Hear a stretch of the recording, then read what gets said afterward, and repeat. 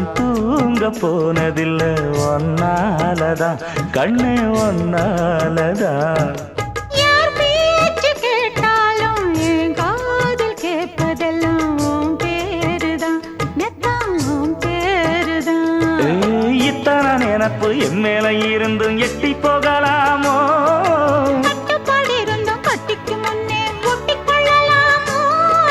முத்தமிட்டா மோசம் என்ன உண்டாகும்? சத்தமிட்டா உன் நிலைமை என்னாகும்? புது அழையால அரைச்சு தொண்டையில தான் நினைச்சு மாமன் கிட்ட பேச போற மணிக்கணக்கா. தூண்டாமணி விளக்க தூண்டி விட்டு எரிய வச்சு ஓ முகத்தை பார்க்க போற நாள் கணக்கா.